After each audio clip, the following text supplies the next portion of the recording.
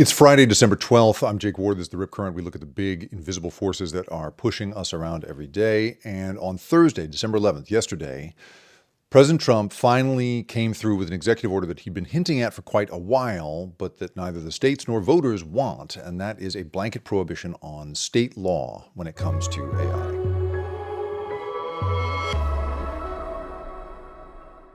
The state legislatures have been passing laws. All 50 states plus Puerto Rico have passed some sort of AI regulation recently, and 1,000 or so bills have been considered or are still under consideration. And those have run the gamut. There is a New York state bill that tries to regulate the use of AI as a sort of companion, especially for young people. There is a Colorado bill that forbids algorithmic discrimination when it comes to something like hiring. And in Illinois, they have banned the use of AI as a therapy bot, as a prosthetic version of a human therapist. That has created, the companies argue, a patchwork of laws that make it very difficult for a company to be in compliance. In the Section 1 of this executive order that President Trump finally published, entitled Ensuring a National Policy Framework for Artificial Intelligence, he basically says, and I'm quoting here, that we must update existing federal regulatory frameworks to remove barriers to and encourage adoption of AI applications across sectors.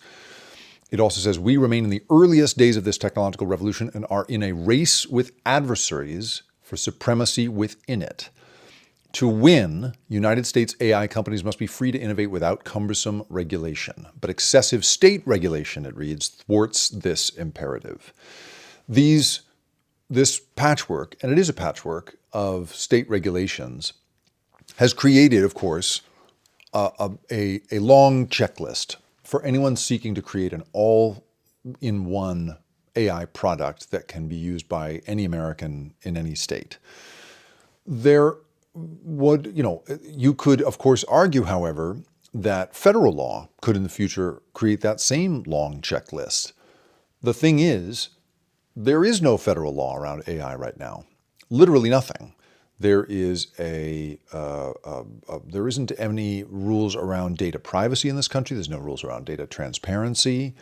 We literally have nothing regulating both the fuel source, that is the training data, the social media data that we've been giving over all of this time. Nothing regulates that, and nothing regulates what these companies wind up doing with the models that they use that data to train.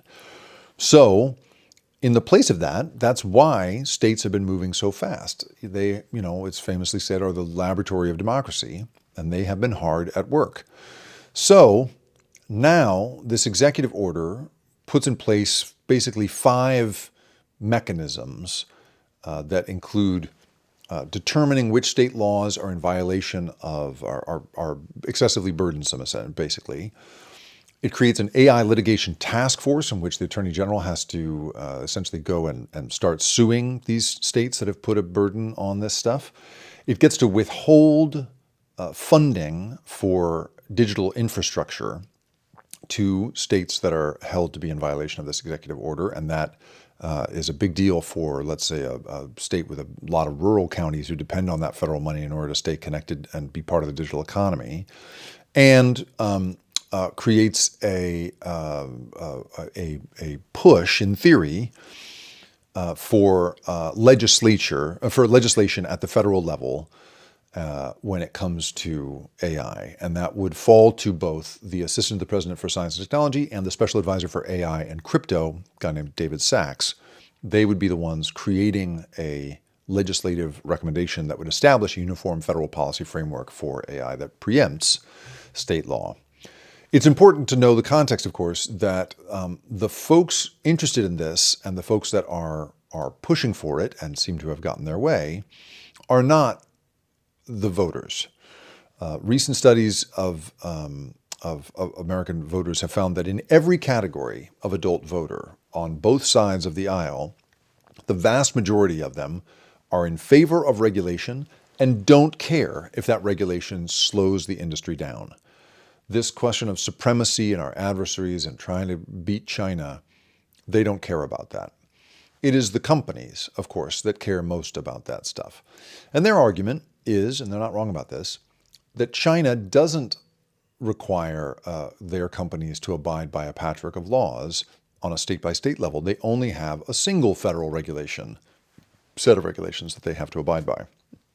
The contrary point to that, however, is that that is a long checklist at the federal level when it comes to AI in China. The regulations there require that the AI be trained on data that they can show, that is transparent. You have to be able to show the AI's work. In part, you have to be able to do that to make sure that it is in keeping with the teachings of Communist Party doctrine. Also, you are held personally liable as the CEO of an AI company if your product is misused in some way. So the burden on companies there is very high. It's not exactly a light set of regulations when it comes to this stuff, but it's a single set of regulations at the federal level. So what pro-competition, pro-industry advocates have argued is that this will also entrench the patchwork of state laws entrenches the advantages of big companies that have the legal and policy resources to figure out and abide by all 50 states' rules. Whereas a small startup doesn't have the resources to do that and might be kept out of the market. That's one argument that people make.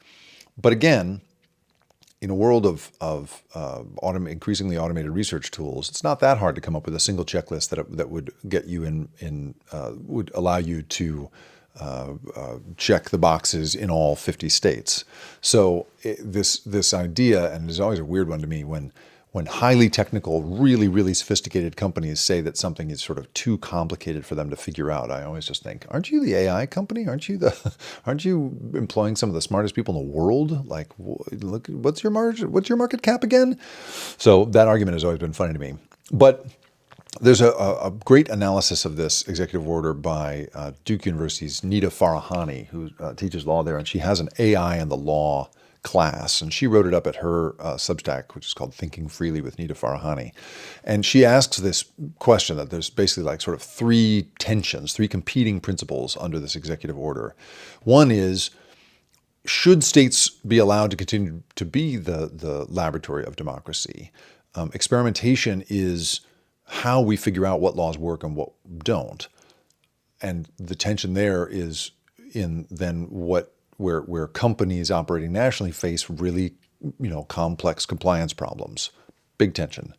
The other one is the democratic process versus executive urgency. Do we have time to sort this stuff out on a case-by-case, courtroom-by-courtroom basis, or do we need the executive to jump in? I would argue that the tension is almost in a way the reverse, in that these states seem to feel tremendous urgency to get something on the books because there's nobody regulating at the federal level. So the urgency kind of cuts both ways, but that's certainly a big one.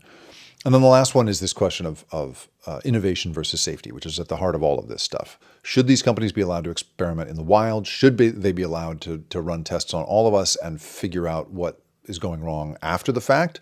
Or should they have to come up with, obey a safety principle very, very early? And this executive order seems to be very much on the side of go ahead and experiment on everybody and we'll figure it out later. So right now, a bunch of state legislative sessions are underway.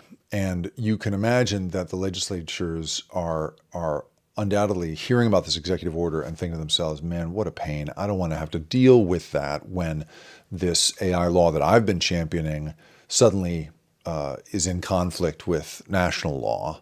And so it could have a chilling effect, as the constitutional scholars put it, on the activism of these folks. And so there's a real question of trade-offs here.